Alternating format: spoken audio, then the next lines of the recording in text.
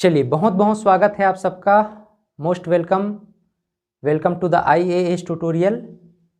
UPSC Hindi माध्यम के विद्यार्थियों के लिए हम आज से क्लास प्रारंभ कर रहे हैं। सबसे पहले कुछ इंट्रोडक्शन आप जान लें। ये संपूर्ण यूपीएससी का जो सिलेबस है पेपर 2, 3, 4 और 5, इसका कंप्लीट लेक्चर सीरीज आपको IAS ट्यूटोरियल के एप्लीकेशन पर उपलब्ध होगा, जो आपको डाउनलोड कर लेना है प्ले स्टोर से IAS ट्यूटोरियल का एप्लीकेशन। वहाँ पर यूपीएससी हिंदी माध्यम में जा कर के आपको कोर्स को ज्वाइन करना है और वहाँ से आप इन लेक्चर्स को एक्सेस कर पाएंगे। दूसरी बात, आपको जितने भी टेस्ट सीरीज है, जैसे कि हम चैप्टर आज पढ़ेंगे, इस चैप्टर का जो MCQs हैं, जो टेस्ट सीरीज है, वो भी आपको एप्लीकेशन में उपलब्ध हो जाएगा और वहाँ से जा कर के आप क्लास के बाद तुरंत उस MCQ को ज़रूर सॉल्व करें। इससे आपकी तैयारी कंप्लीट हो जाती है। इसके बाद आंसर राइटिंग से संबंधित इस पूरे लेक्चर में एक क्वेश्चंस भी आपको उपलब्ध कराया जाता है, जो कि आपको एप्लीकेशन में मिलता है। उसे भी आपको लिख करके सबमिट करना है और आपका आंसर राइटिंग चेक करके कहाँ पर क्या सुधार करना है, किसी प्रकार के कोई वर्तनी इत्यादि संबंधी गलतियां हैं या आंसर राइटिंग में और किस प्रकार से इम्प्रूवमेंट किया जा सकता है, इन विषयों पर हमारे एक्सपर्ट आपको सलाह देते हैं। आज हम बात करना चाहते हैं इंडियन हिस्ट्री के विषय में, भारतीय इतिहास के विषय में। और भारतीय इतिहास यूपीएससी की बात करें तो पेपर 2 सामान्य अध्ययन 1 से संबंधित है। इस श्रृंखला में हम प्राचीन इतिहास के अंतर्गत, चूंकि हम सबसे पहले प्राचीन इतिहास पर ही डिस्कस करेंगे, तो प्राचीन इतिहास में आज हम प्रागैतिहासिक संस्कृतियों को समझने का प्रयास करेंगे और इस प्री हिस्ट्री कल्चर यानी प्राचीन या प्रागैतिहासिक जो संस्कृतियां हैं, ये क्या हैं, इन विषय पर हम थोड़ा समझने का, जानने का प्रयास करेंगे। सबसे पहले तो हम इस प्राचीन या प्रागैतिहासिक इतिहास के कालखंड को समझने का प्रयास करें कि ये इतिहास का कालखंड वास्तव में किस युग का, किस कालखंड का दौर रहा है। जिस काल के विषय में कोई लिखित साक्ष्य हमें प्राप्त नहीं होता, उसे हम प्रागैतिहासिक काल कहते हैं। प्रागैतिहासिक संस्कृतियों का विकास सनय सनय हुआ है, अर्थात आप ऐसा कह सकते हैं कि प्रागैतिहासिक संस्कृतियों का विकास का आधार पहले मूल रूप से औजार हुआ करते थे, पत्थरों के बने औजार हुआ करते थे। और भारत में सभ्यता एवं संस्कृति के प्रारंभ को हम इसी सभ्यता से समझ सकते हैं कि प्रागैतिहासिक काल में, पाषाण युग में, पत्थरों के युग में भारत में किस प्रकार से संस्कृति रही होगी, मानव का किस तरह से विकास हुआ रहा होगा। मानव का जो विकास क्रम है, तो मानव का वर्तमान स्वरूप उसके क्रमिक विकास का ही परिणाम है। मानव का उद्विकास माना जाता है कि वानरों से हुआ है। मानव जैसे प्राणी अथवा आदिम होमोनिड्स सबसे पहले अफ्रीका से प्लीस्टोसिन युग में प्रकट हुए थे और भारत में मानव के विकास का जो अद्यतन साक्ष्य है, वह भारत के शिवालिक पहाड़ियों के अभिनूतन यानी पिलियोशिन युगीन निक्षेपों से हमें प्राप्त होता है। मानव के जिस रूप के साक्ष्य यहां प्राप्त हुए हैं, कहां, शिवालिक श्रेणियों में, उसे हम मूल रूप से किस नाम से जानते हैं, तो ये अपने आप में एक इंपॉर्टेंट क्वेश्चन बन जाता है। ध्यान दीजिएगा, मानव के जिस साक्ष्य को यहां प्राप्त किया गया है, कहां, शिवालिक श्रेणियों में, है ना। शिवालिक श्रेणियों में मानव के जिस साक्ष्य को प्राप्त किया गया है, शिवालिक श्रेणियों में, उन्हें हम किस नाम से जानते हैं? ये इंपॉर्टेंट क्वेश्चन है, आपका इंपॉर्टेंट प्रश्न बन जाता है, इसे आप लोग ध्यान में रखेंगे। उसे हम कहते हैं रामापिथेकस। क्या कहेंगे? Ramapithecus, Ramapithecus. ठीक है, याद रहेगा। तो शिवालिक श्रेणियों में जिन मानव के साक्ष्य को सर्वप्रथम भारत में प्राप्त किया गया उसे हम रामापिथेकस के नाम से जानते हैं, परंतु पूरे भारतीय महाद्वीप में आदि मानव का कोई जीवाश्म या फॉसिल हमें प्राप्त नहीं होता। भारत में मानव का जो सर्वप्रथम साक्ष्य है वह हमें नर्मदा घाटी के हथनौरा नामक स्थान से मिला है। तो भारत में मानव का सर्वप्रथम साक्ष्य, ध्यान में रखिएगा, बहुत इंपॉर्टेंट बात बताने जा रहा हूं। मानव का सर्वप्रथम साक्ष्य, सर्वप्रथम साक्ष्य, अगर मानव का सर्वप्रथम साक्ष्य कहा जाए तो आप क्या कहेंगे? नर्मदा घाटी के हथनौरा नामक स्थान, हथनौरा, नौरा। अच्छा, ये हथनौरा कहाँ है? नर्मदा घाटी है ना, नर्मदा घाटी। ये छोटे छोटे टर्म हैं लेकिन बहुत बहुत इंपॉर्टेंट हैं, इन बातों को आप लोग ध्यान में रखेंगे। 2 टर्म मैंने इंपॉर्टेंट आपको बताया। पहली बात तो ये कि अफ्रीका से जो प्लीस्टोसीन युग में प्रारंभिक मानव हुए उसके साक्ष्य भारत में हमें कहाँ मिलते हैं? शिवालिक श्रेणियों में, जिनको हम रामापिथेकस कहते हैं। लेकिन आदि मानव के आरंभिक साक्ष्य भारत में कहाँ मिले हैं? नर्मदा घाटी के हथनौरा नामक स्थान पर। यही मानव का सर्वप्रथम साक्ष्य है जो हमें भारत के संदर्भ में नजर आता है। यहां तक सबको समझ में आ गया? किसी प्रकार का डाउट नहीं होगा। अब हम जानने का प्रयास करेंगे, थोड़ा आगे बढ़ते हैं। अब हम जानने का प्रयास करते हैं इतिहास का वर्गीकरण, यानी कि क्लासिफिकेशन ऑफ हिस्ट्री। इतिहास का वर्गीकरण किस प्रकार से हुआ है, इस बात को हम समझने का प्रयास करेंगे। इतिहास का जो वर्गीकरण है, हम मानव की उत्पत्ति से इसे इतिहास को समझना प्रारंभ कर सकते हैं कि मानव की उत्पत्ति किस युग में या किस समय हुआ होगा, और इसके आधार पर भी हम इसे आसानी से समझ सकते हैं।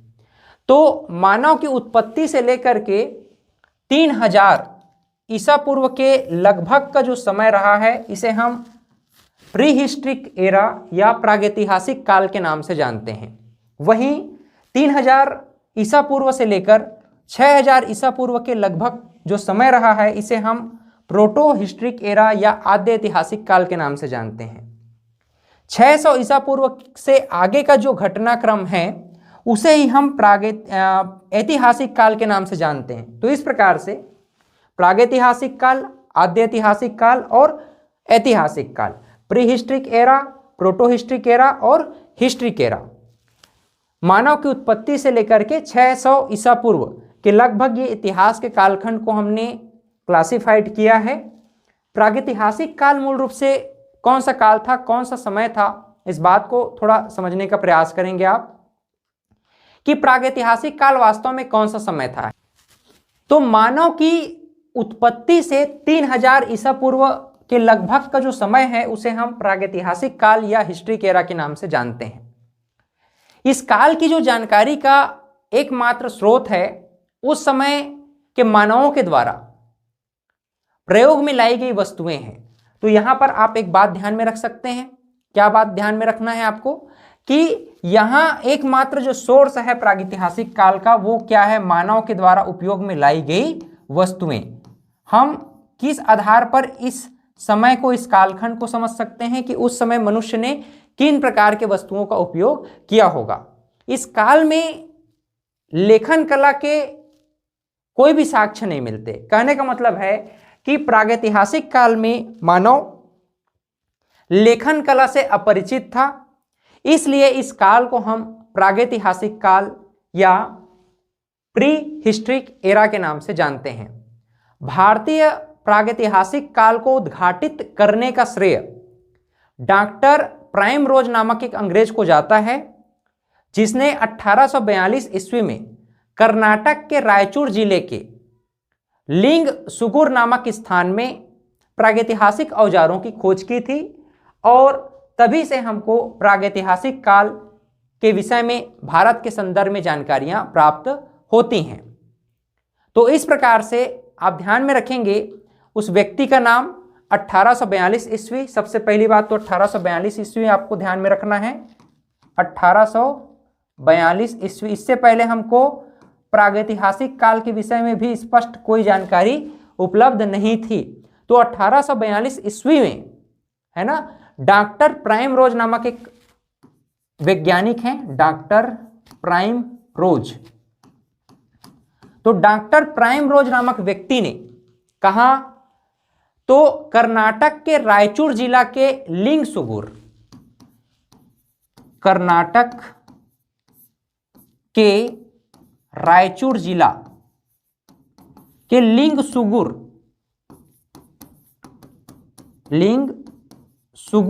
नामक स्थान पर सर्वप्रथम कौन से साक्ष्य, प्रागैतिहासिक औजारों की खोज की थी। प्रागैतिहासिक औजारों की खोज इसने की थी। किसने? तो प्राइम रोज ने 1842 ईस्वी में। कहा? कर्नाटक के रायचूर नामक स्थान पे। मैं आपको एग्जाम में जो प्रश्न पूछा जाता है, जो प्रश्न पूछा जा रहा है, उसको एकदम ध्यान में रखते हुए यह लेक्चर डिजाइन करने का प्रयास किया हूं, ताकि आप एकदम एग्जाम ओरिएंटेड एक एक बात को आसानी से समझ पाएं। जितने भी मैंने यहाँ पर फैक्ट आपके सामने शेयर कर रहा हूं, आप उन्हें चाहें तो नोट भी कर सकते हैं, और इतना ही आप पढ़ के जाते हैं, यकीन मानिए आप एग्जाम में कहीं पर भी रुकने वाले नहीं हैं, आसानी से आप क्वेश्चन को डिकोड कर लेंगे।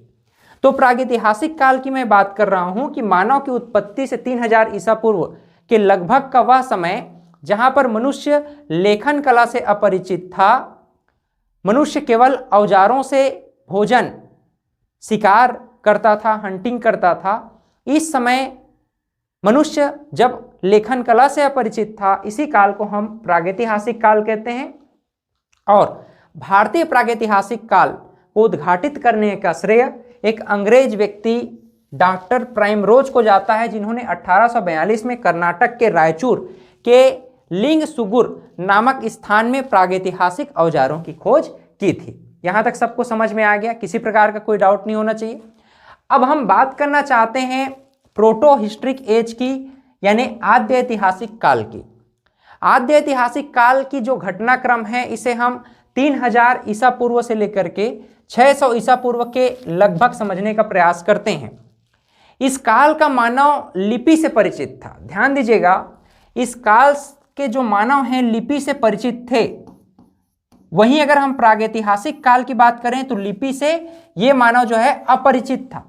लेकिन आद्य ऐतिहासिक काल के आते आते मानव लिपि से परिचित हो चुका है, परंतु यह लिपि अभी तक नहीं पढ़ी जा सकी है। इसे क्या समझा जा सका है, पढ़ा जा सका है क्या?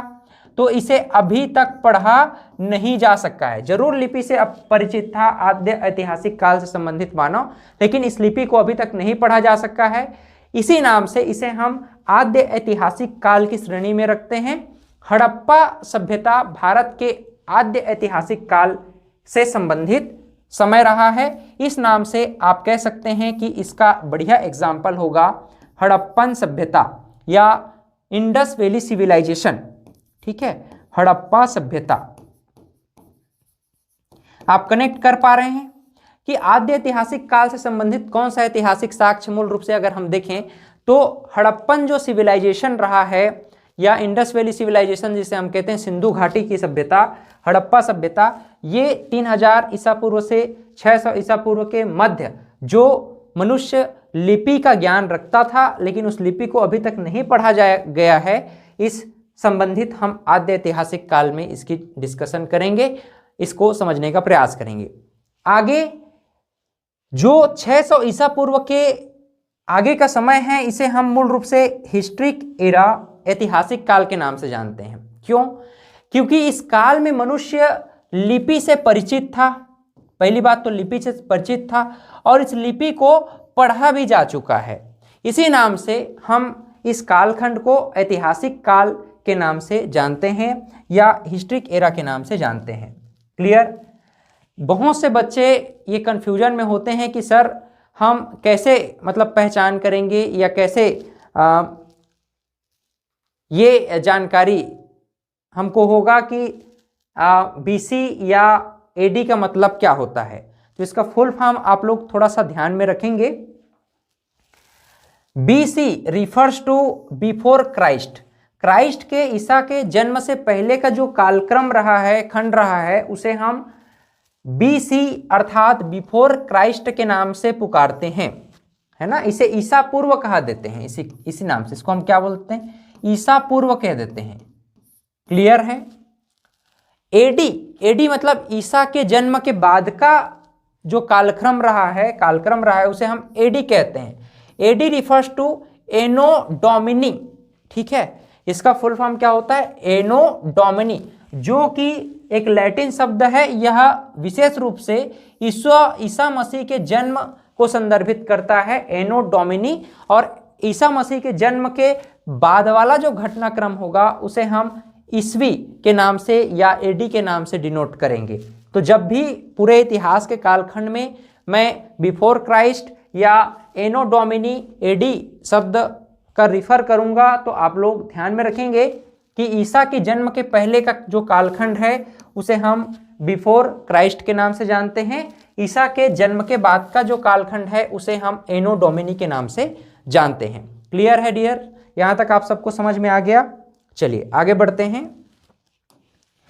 इतिहास का जो ऐतिहासिक काल का जो विभाजन है, हम सबसे पहले तो स्टोन एज को थोड़ा डिटेल में जानने का प्रयास करते हैं, स्टोन एज को थोड़ा गहराई से समझते हैं।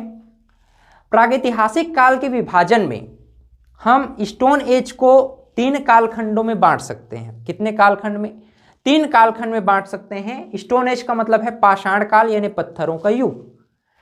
3 कालखंड क्या है, सबसे पहले पूरा पाषाण काल, पैलियोलिथिक एरा, 10 लाख से 10,000 ईसा पूर्व के लगभग का जो कालखंड रहा है इसे हम पैलियोलिथिक एरा या पूरा पाषाण काल कहते हैं।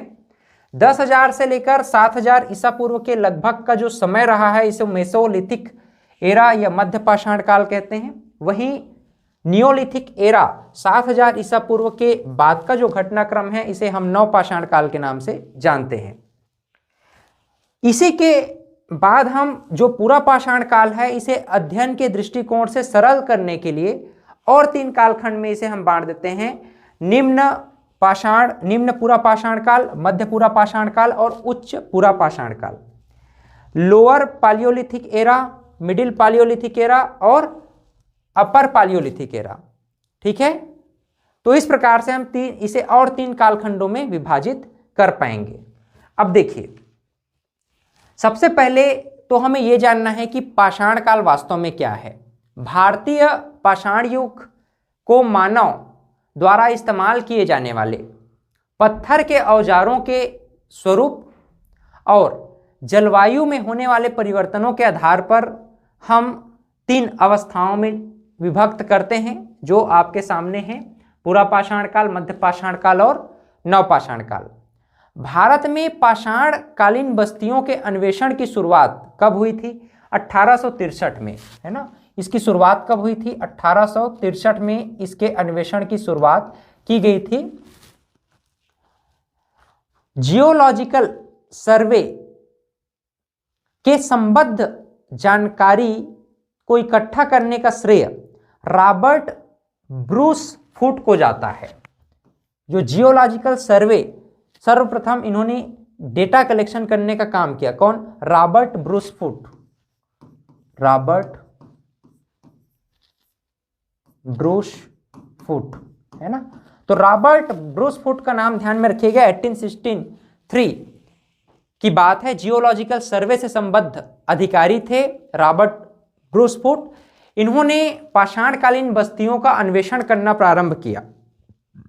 उसे चेन्नई के समीप पल्लवरम के एक पाषाण उपकरण प्राप्त हुआ था। आगे चल करके कनिंघम साहब का नाम बहुत इंपॉर्टेंट हो जाता है ब्रूस फूट के बाद, कनिंघम, है ना।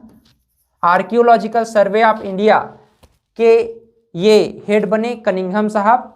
और अंततः अंतिम में मार्टिमर व्हीलर एक बहुत इंपॉर्टेंट पर्सनालिटी होंगे, मार्टिमर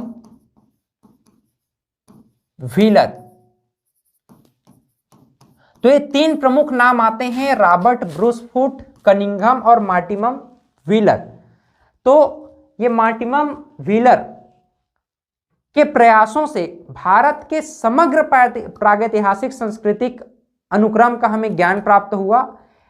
जो कनिंघम साहब हैं, इन्होंने जो प्रागैतिहासिक पुरातत्व को इकट्ठा करने का श्रेय मूल रूप से कनिंघम साहब को जाता है। इस नाम से भारत में प्रागैतिहासिक पुरातत्व का जनक हम ए कनिंघम को मानते हैं। इस नाम से ये आईएमपी हो जाता है। प्रागैतिहासिक पुरातत्व के जनक के रूप में किसे जाना जाता है? ए कनिंघम को जाना जाता है। भारतीय पुरातात्विक सर्वेक्षण संस्कृति मंत्रालय के अधीन एक विभाग है जो कि मूल रूप से पाषाणकालीन या जो ऐतिहासिक संबंधित चीजों को इकट्ठा करने का काम करती है। हम एक एक करके समझने का प्रयास करेंगे। सर्वप्रथम हम जानना चाहते हैं पूरा पाषाण काल को, है ना, पालियोलिथिक एरा को हम सबसे पहले समझने का प्रयास करेंगे। पाषाण काल को आपने समझ लिया। पाषाण काल से संबंधित एक ओवरव्यू मैं आपको फिर से बता दूं कि पाषाण काल यानी स्टोन एज, पाषाणकालीन बस्तियों का अन्वेषण की शुरुआत सर्वप्रथम हुई थी इस टाइम। तो अन्वेषण का शुरुआत किसने किया? अगर आपसे प्रश्न पूछा जाए तो आप क्या कहेंगे? अन्वेषण की शुरुआत कब हुई थी? 1863 में हुई थी। कब हुई थी? 1863 में हुई। 1863 में व्यक्तित्व का नाम अगर पूछा जाए तो आप कहेंगे व्यक्तित्व का नाम है Robert Bruce Foote. Robert Bruce Foote.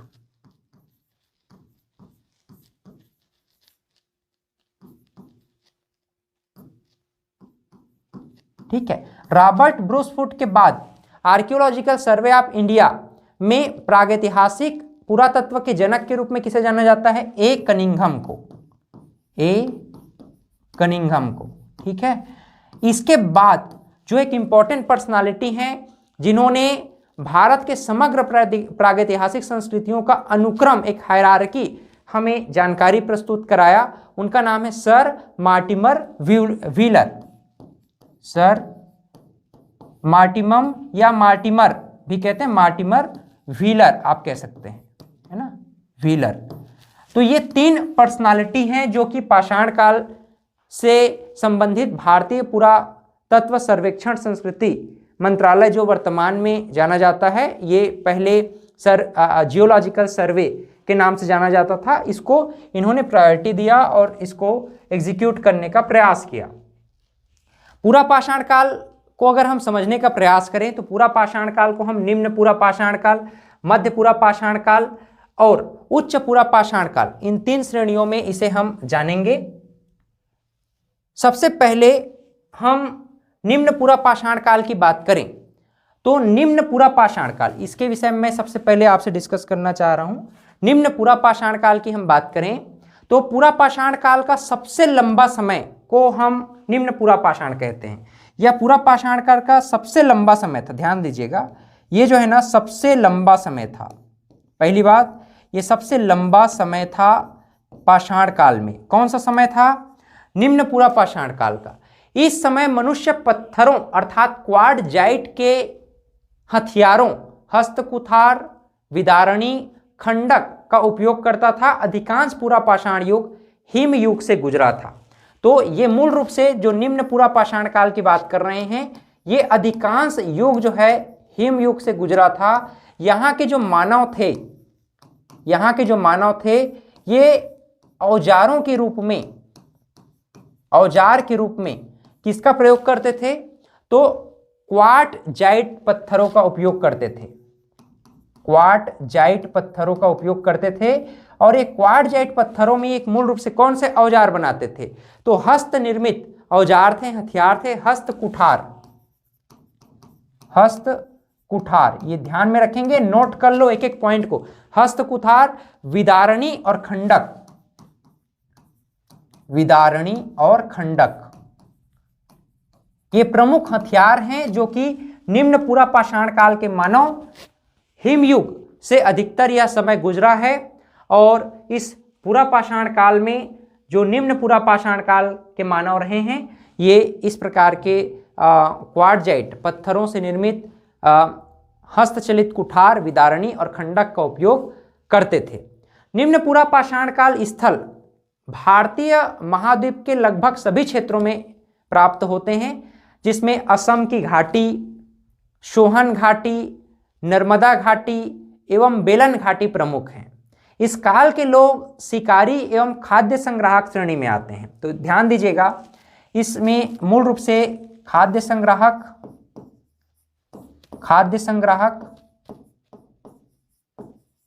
मूल रूप से क्या है? खाद्य संग्राहक और शिकारी श्रेणी में आते हैं। इस समय के जो मानव हैं ये खाद्य संग्राहक थे और शिकारी थे। ठीक है, तो ये आप निम्न पूरा पाषाण काल से संबंधित ये जानकारी आपको ध्यान में रखना है। क्लियर है? चलिए आगे बढ़ते हैं। इसके बाद हम देखते हैं मध्य पाषाण काल के विषय में। मध्य पूरा पाषाण काल में शल्क उपकरणों का प्रधानता बढ़ गया था। तो मध्य पूरा पाषाण काल की हम लोग बात करेंगे। यहां मध्य पूरा पाषाण काल, तो मध्य पूरा पाषाण काल में जो औजार थे वो शल्क औजार थे। शल्क औजार,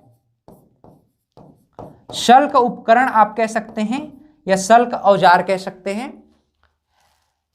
ये जो है कच्चे माल के रूप में क्वार्टजाइट के स्थान पर चर्ट और जैस्पर का उपयोग किया जाता था।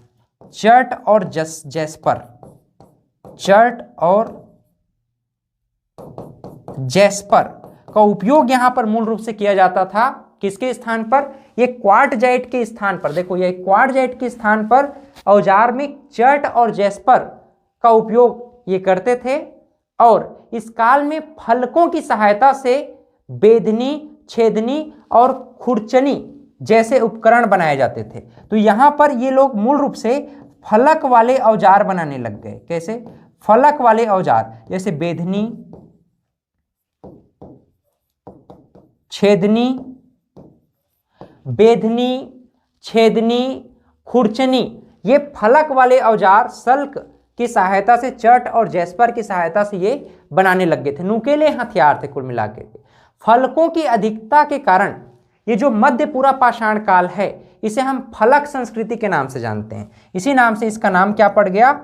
फलक संस्कृति का काल बन गया। और ये अपने आप में आईएमपी प्रश्न बनता है कि पूरा पाषाण काल में वह कौन सा काल है जिसे हम फलक संस्कृति का काल कहते हैं। इस काल को हम शल्क औजार, चर्ट और जैस्पर के हथियार से बने फलकधारी बेधनी, छेदनी और खुरचनी जैसे उपकरणों के नाम से यह नाम देते हैं। HD शांकलिया ने नेवासा अर्थात गोदावरी नदी के तट पर इस स्थल को प्रमुख रूप से घोषित किया है। किसने? HD संकलिया। HD संकलिया का नाम आप ध्यान में रखेंगे, है ना? HD संकलिया। तो HD संकलिया वह व्यक्ति थे, पुरातत्ववेत्ता थे, जिन्होंने मूल रूप से इसे कौन सी घाटी? नेवासा घाटी, नेवासा यानी गोदावरी नदी के तट पर, नेवासा यानी गोदावरी के तट पर। कई बार पूछा जाता है, नेवासा को ही ऐसे डेस करके पूछ दिया जाएगा, क्या है इसका मतलब? गोदावरी तट। तो गोदावरी के तट वाला जो एरिया है उसको नेवासा क्षेत्र बोलते हैं। तो HD संकालिया स्थल के विषय में कहते हैं, स्थल के विषय में क्या कहते हैं कि भारत में प्राप्त नेवासा अर्थात गोदावरी नदी के तट पर मूल रूप से मध्य पूरा पाषाण काल से संबंधित लोग निवास करते थे। क्लियर? मध्य पूरा पाषाण काल आपको क्लियर हो गया? यहां तक सबको जानकारी हो गया। अब एक बहुत ही इंपॉर्टेंट पर्सनालिटी जिसको हम होमोसेपियंस या आधुनिक मानव के बारे में बात करते हैं। होमोसेपियंस, होमोसेपियंस को ही हम लोग क्या बोलते हैं? आधुनिक मानव कहते हैं, है ना? आधुनिक मानव कहते हैं। ध्यान दीजिएगा, उच्च पूरा पाषाण काल आधुनिक मानव अर्थात होमोसेपियंस के अस्तित्व का युग इसे हम मानते हैं। इस काल में मानव उपकरणों के निर्माण में मुख्य रूप से हड्डी, हाथी दांत एवं सींगों का प्रयोग करने लगा था। यहां पर मनुष्य किसका प्रयोग कर रहा है भाई? हड्डी, हाथी दांत,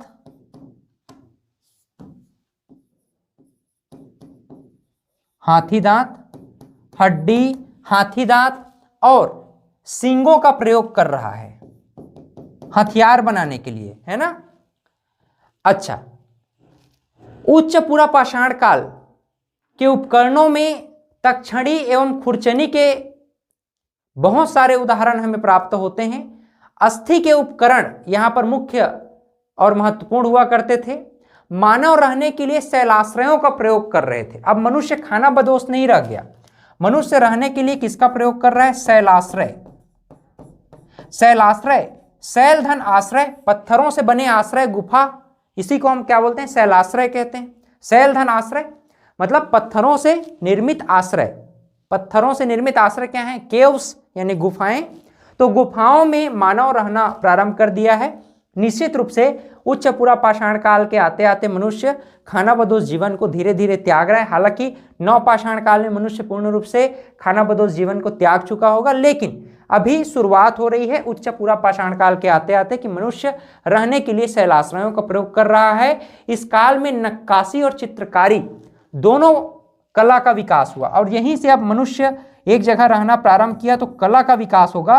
और कला कौन कौन से प्रकार से? एक तो नक्काशी करना, दीवालों पर नक्काशी करना, और चित्र बनाना, चित्रकला और नक्काशी कला, इन दोनों कला का विकास मूल रूप से उच्च पुरापाषाण काल में आधुनिक मानव के द्वारा हमको देखने को मिलता है। बहुत ध्यान से इस बात को समझने का प्रयास करेंगे। जितना मैं बता रहा हूं एक एक पॉइंट को आपको नोट कर लेना है, टू द पॉइंट नोट करना है चीजों को, है ना।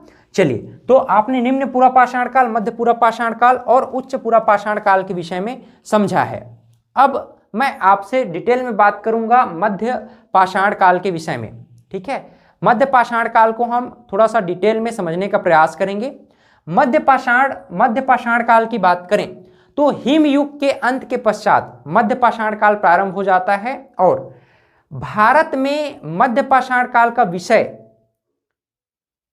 इसकी जो जानकारी है मूल रूप से वह हमें 1867 ईस्वी में प्राप्त होती है। 1867, यहां पर आप देखो 1867 सेंचुरी ईस्वी में मूल रूप से हमें मध्य पाषाण काल के विषय में जानकारी मिलती है। जब C.L.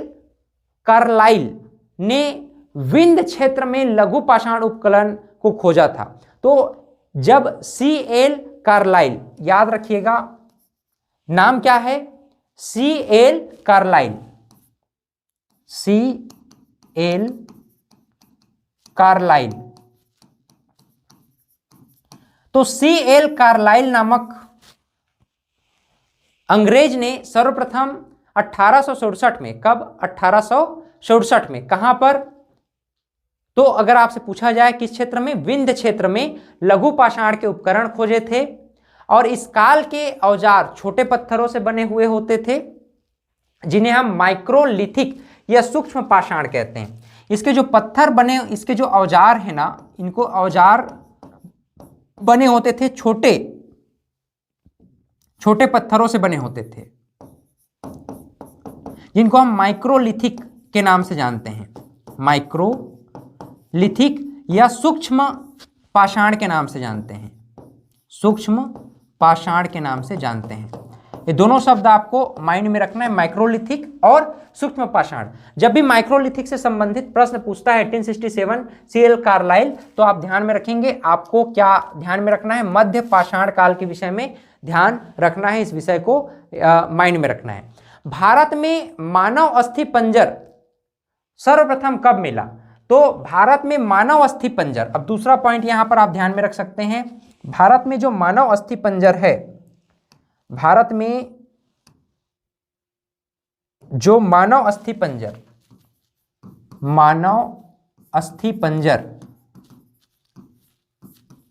भारत में सर्वप्रथम मानव अस्थि पंजर कब प्राप्त हुआ? अगर पूछा जाए प्रश्न तो इसका सही उत्तर क्या है? मध्य पाषाण काल में ही सर्वप्रथम मानव अस्थि पंजर प्राप्त होता है। मध्य पाषाण युगीन औजार बनाने की तकनीक को, इस टेक्निक को टेक्नोलॉजी को, इस तकनीक को क्या कहा जाता था? फ्लूटिंग कहा जाता था। ये भी अपने आप में एक बहुत इंपॉर्टेंट प्रश्न है, याद रखेंगे आप लोग। इस टेक्नोलॉजी को माइक्रोलिथिक यानी सूक्ष्म पाषाण से बनाने जाने वाले इस तकनीक को हम फ्लूटिंग के नाम से जानते हैं। इस काल के कुछ सूक्ष्म औजार कैसे थे? ज्यामितीय थे। ये मूल रूप से जो माइक्रोलिथिक एज में ये जो औजार थे ये ज्यामितीय भी हुआ करते थे। और ज्यामितीय औजारों में जो हम ब्लेड की बात करते हैं, ब्लेड इसी समय इसी काल में मध्य पाषाण युग में बनाया गया। क्रोड है और इसके अलावा त्रिकोण है, त्रिभुज है ना, और नौ चंद्राकार और समलंब, नौ चंद्राकार और समलंब जो आकृतियां हैं मूल रूप से हमें किस समय में किस युग में देखने को मिलता है? ये हमें मूल रूप से मध्य पाषाण काल में देखने को मिलता है। ठीक है, यहां तक सबको समझ में आया? अच्छा, मध्य पाषाण काल के लोग शिकार, मछली पकड़ने तथा खाद्य संग्राहक पर निर्भर हुआ करते थे। तो यहाँ के लोग मूल रूप से आप ध्यान में रखेंगे क्या क्या थे भाई? पहली बात तो खाद्य संग्राहक थे, खाद्य संग्राहक तो होंगे ही, खाद्य संग्रहण करेंगे। ठीक है, इसके अलावा आप क्या कह सकते हैं कि ये शिकारी भी थे, मछली भी पकड़ते थे। ये शिकारी थे और शिकारी के अलावा मछली पकड़ना काम था इनका, मछली पकड़ना इनका काम था। और क्या ध्यान में रख सकते हो आप? खाद्य संग्राहक थे, मछली पकड़ते थे, शिकारी थे। इस काल में बागौर यानी राजस्थान, आदमगढ़ यानी भीमबेटका से पशुपालन के प्राचीनतम साक्ष्य हमें प्राप्त होते हैं। तो एक बात ध्यान में रखेंगे, यहां से जो प्रमुख स्थल हैं वह हमें Bhimbetka, very very important, Bhimbetka नामक स्थान। भीमबेटका कहां पर है? आप जानते हो, मध्य प्रदेश। तो भीमबेटका और एक जगह और ध्यान में रखना, बागौर, बागौर नामक स्थान कहां है? राजस्थान में। तो ये प्रमुख दो जगह हैं जहां से हमको पशुपालन के प्राचीनतम साक्ष्य मिले हैं।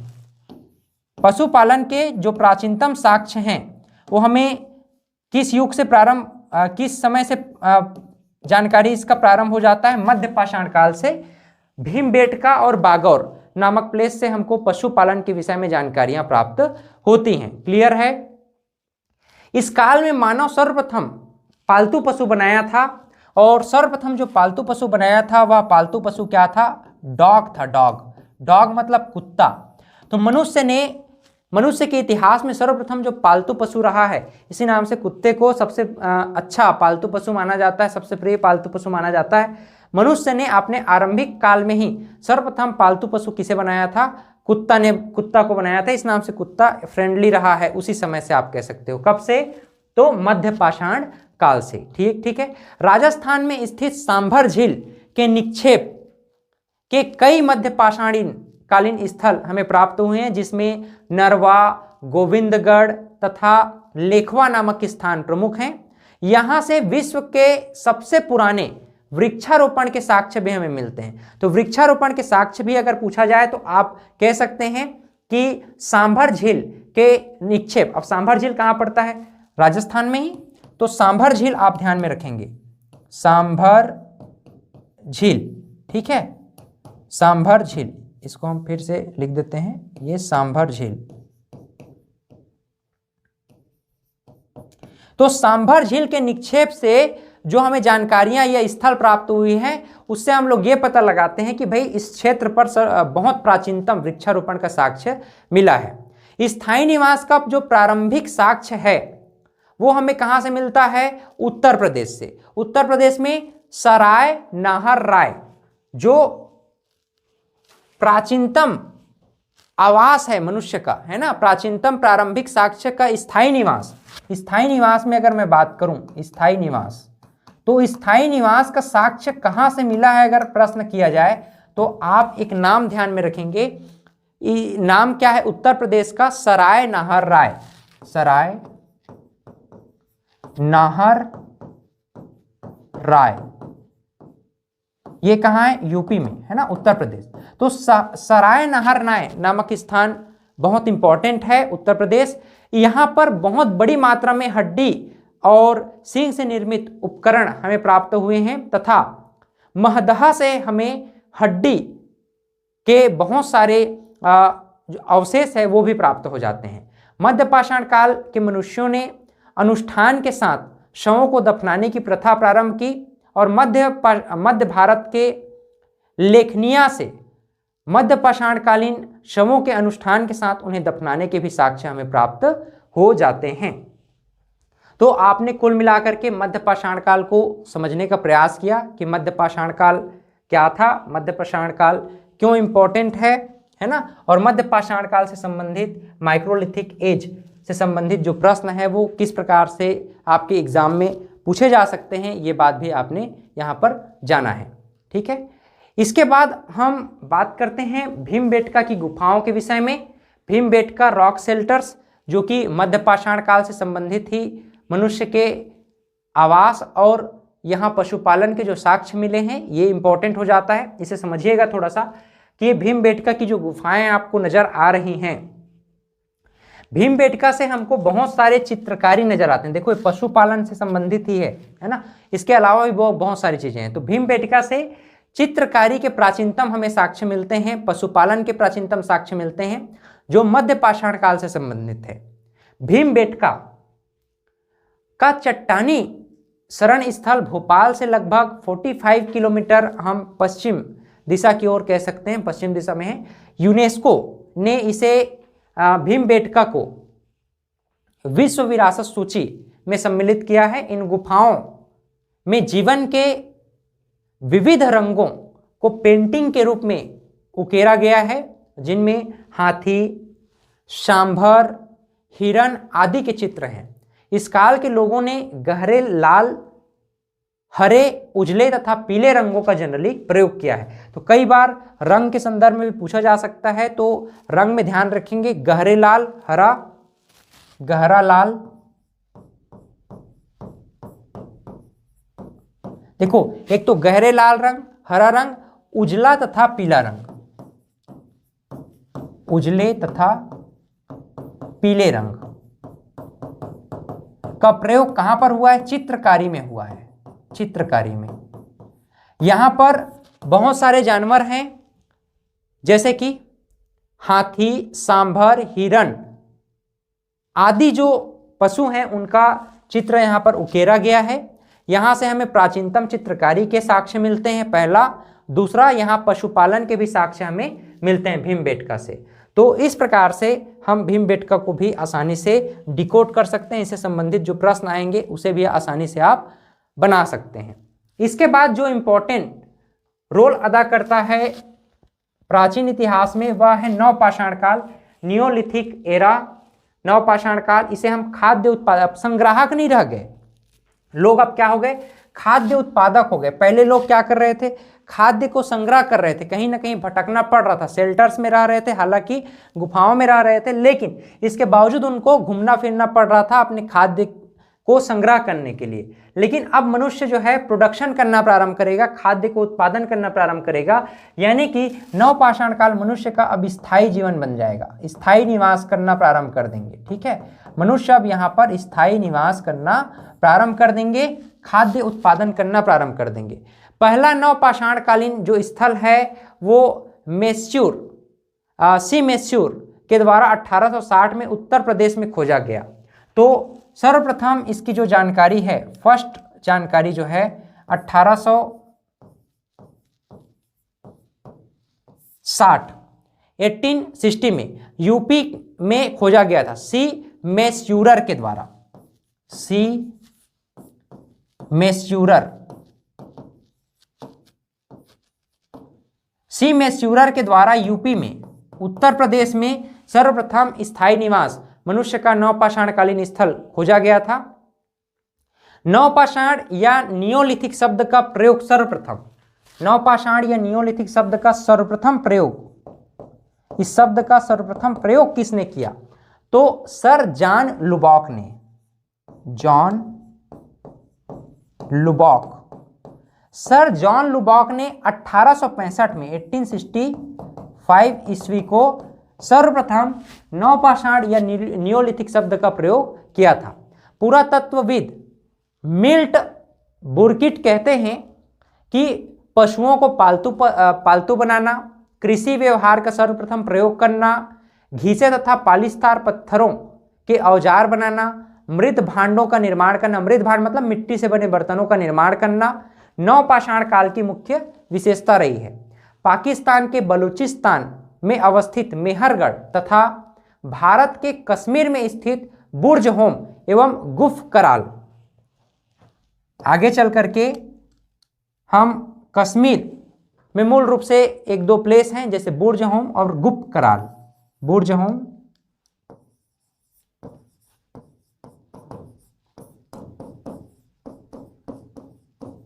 गुफ कराल, ये प्रमुख प्लेस है ना भारत में। इसके अलावा पाकिस्तान में मेहरगढ़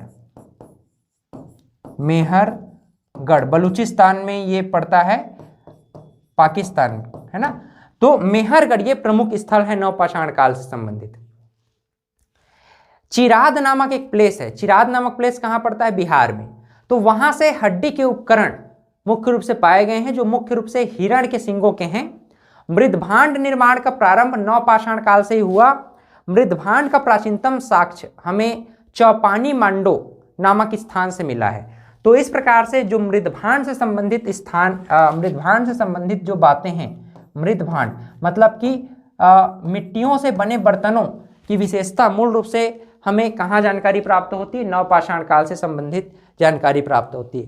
कर्नाटक में मैसूर या कर्नाटक की बात करें तो संगनकल्लू में तथा एक जगह है पिकलीलिहल में हमें राख के टीले प्राप्त हुए हैं। वहीं महगड़ा बेलन घाटी में गौशाला के साक्ष्य प्राप्त हुए हैं। दक्षिण भारत में बहुत सारी फसल में एक रागी नामक फसल वह प्रमुख थी जिसके हमें साक्ष्य मिले हैं। कोल्डी हवा की बात करें, कोल्डी हवा मतलब उत्तर प्रदेश, तो कोल्डी हवा से वन्य एवं कृषिजन्य दोनों प्रकार के साक्ष्य हमें प्राप्त हुए, खास करके चावल। ठीक, चावल का जो प्राचीनतम साक्ष्य है वह हमें उत्तर प्रदेश के कोल्डी हवा से ही मिला है। तो ये भी ध्यान में याद रखेंगे आप लोग, यूपी के कोल्डी हवा, कोल्डी हवा ये में सबसे प्राचीनतम चावल का जो साक्ष्य है हमें यूपी के कोल्डी हवा से ही प्राप्त होता है। क्लियर है? महाराष्ट्र की बोरी नामक स्थान से हमें बहुत सारे पत्थर मिले हैं जो कि लगभग 14 लाख वर्ष पुराना होगा ऐसा माना जाता है। क्रोड की उपकरण की प्रधानता इस समय थी। सर्वप्रथम तीर कमान का विकास मध्य पाषाण काल में हुआ, लेकिन आगे चल करके उसको ज़्यादातर उपयोग में कब लाया गया? नवपाषाण काल में ही लाया गया। प्राचीनतम स्थायी जीवन मेहरगढ़ से हमें प्राप्त मिले हैं। तो प्राचीनतम जो स्थायी निवास है वो सबसे ज़्यादा पाकिस्तान बलूचिस्तान क्षेत्र में हमें कहाँ से प्राप्त होता है? मेहरगढ़ से ही प्राप्त होता है। क्लियर?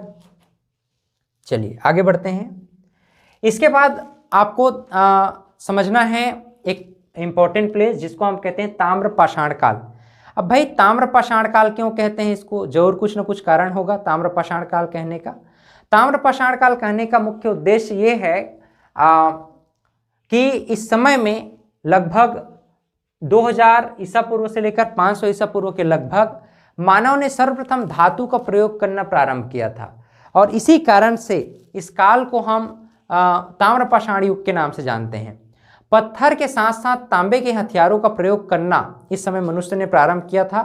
उसे ताम्रपाषाण युग के संदर्भ में हम 2000 ईसा पूर्व से लेकर 500 ईसा पूर्व के लगभग इस कालखंड को समझते हैं। ताम्रपाषाण काल के लोग मुख्यतः ग्रामीण समुदाय के थे। इस समय के लोग आप ध्यान में रखेंगे मुख्यतः ग्रामीण समुदाय के थे,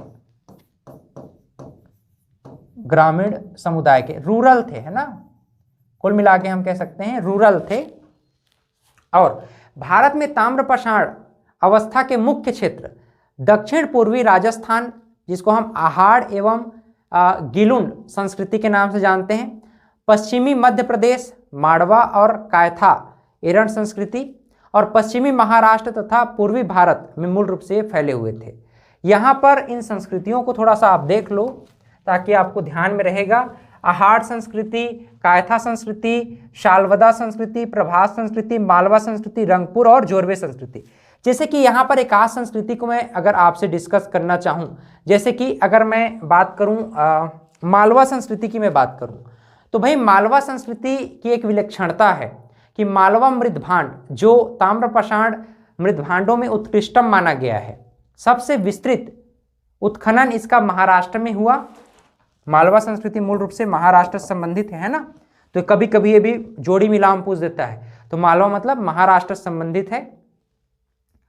यहां से उत्खनन जैसे अहमदनगर में खास करके जोरवे संस्कृति का भी कुछ कुछ हमें महाराष्ट्र जोरवे संस्कृति का जानकारी यहां से मिल जाता है। नेवासा एवं दैमाबाद, पुणे में चंदौली, सोनगांव, इनाम गांव, ये प्रमुख ऐसे प्लेसेस हैं जो कि हमको मालवा संस्कृति और जोरवे संस्कृति से संबंधित जानकारी प्रदान करती है। ठीक है, इसी प्रकार से आहार संस्कृति है, प्राचीनतम नाम इसका तांबावती अर्थात तांबा वाली जगह के नाम से इसको जाना जाता था। तो यहाँ पर अगर मैं बात करूँ तांबा वाला जगह, इसको हम लोग किस नाम से पुकार रहे हैं? तांबावती, याद रखिएगा तांबावती। अब तांबावती क्यों कहा गया? तांबा वाला जगह। तो ये जो संस्कृति है मुख्य रूप से तांबा से संबंधित प्रमुख जगह थी, और गिलुंद नामक जो प्लेस है ये इसका प्रमुख केंद्र माना गया है। तो इस प्रकार से यहाँ पर सर्वाधिक जो तांबा से संबंधित चीजें थी वह आहार संस्कृति में हमको मूल रूप से देखने को मिलता है। क्लियर, यहाँ तक सबको समझ में आया? जितने भी यहाँ पर प्लेसेस आप देख रहे हो, प्रभास, सलवदा, कायथा, मालवा, रंगपुर, जोरवे, ये सभी संस्कृतियां मूल रूप से ताम्रपाषाण काल से संबंधित रहा है, जहां पर मनुष्य ने तांबे का उपयोग करना प्रारंभ कर दिया था। इसके बाद हम देखते हैं महापाषाण काल, है ना, महापाषाण काल। तो महापाषाण काल वास्तव में क्या है? हम किसे महापाषाण, आप यहाँ पर देख सकते हो बड़े बड़े पत्थर आपको नजर आ रहे होंगे। तो पत्थरों की कब्र को महापाषाण कहा गया है। इन कब्रों में मूल रूप से मानवों को दफनाया जाता था। महापाषाण काल से संबद्ध लोग साधारण पहाड़ों के ढलान पर रहते थे, और मुख्य रूप से हम देखें तो दक्कन यानी दक्षिण भारत मूल रूप से, और उत्तर पूर्वी भारत और कश्मीर में यह प्रथा मुख्य रूप से प्रचलित थी। यहां पर कब्रों में लोहे के औजार, घोड़े के कंकाल तथा पत्थर एवं सोने के गहने भी प्राप्त हुए हैं। यहां आंशिक शवाधान की पद्धति थी, जिसके तहत शवों को जंगली जानवरों को खाने के लिए छोड़ दिया जाता था। उसके बाद जो बच जाता था अस्थिपंजर वगैरह, उसको बड़े बड़े पत्थरों में ला करके उसे इस प्रकार से महापाषाणकालीन संस्कृति के रूप में रख दिया जाता था। तो यहाँ पर बड़े बड़े पत्थर यहाँ पर देख रहे हो ढक दिया गया है। पहले शरीर को जानवरों को खाने के लिए छोड़ दिया जाता था, जानवर खा करके जितना छोड़ देते थे उसको बड़े पत्थरों पे ला करके इस तरह से ढक देते थे। इसी को महापाषाणकालीन संस्कृति, इसे हम मूल रूप से एक बात ध्यान में रखिएगा, यहाँ आंशिक शवाधान पद्धति यही इंपॉर्टेंट है, इसमें याद रखने का है। आंशिक शवाधान पद्धति प्रचलित थी, आंशिक शवाधान पद्धति, ठीक है, ये इंपॉर्टेंट टर्म बन जाता है यहां से, इसको आप ध्यान में रखेंगे। आंशिक शवाधान पद्धति मतलब समझ गए ना, आंशिक मतलब कि कंप्लीट नहीं, मतलब पहले बॉडी को जानवर को खाने के लिए छोड़ दिया जाता था, बचे हुए बॉडी जो भी बच गया है ना उसको पत्थरों में, बड़े बड़े पत्थरों में ढक दिया जाता था। इसी को हम महापाषाण काल के नाम से जानते हैं। तो उम्मीद करता हूं कि यह क्लास आपको निश्चित रूप से समझ में आया होगा। अब मिलते हैं इसके नेक्स्ट सीरीज में, जो कि आपको एप्लीकेशन पर अब कंटिन्यूटी रूप से प्राप्त होगा। आप एप्लीकेशन डाउनलोड कर लें अगर यूट्यूब में देख रहे हैं तो, और वहाँ से आप यूपीएससी हिंदी माध्यम ज्वाइन कर लीजिए, ताकि आपको इस पूरी श्रृंखला का लाभ सतत रूप से मिले और आप अपने एग्ज़ाम की तैयारी एक सुनियोजित तरीके से सही समय पर कंप्लीट कर सकें। बहुत बहुत धन्यवाद। Have a great day.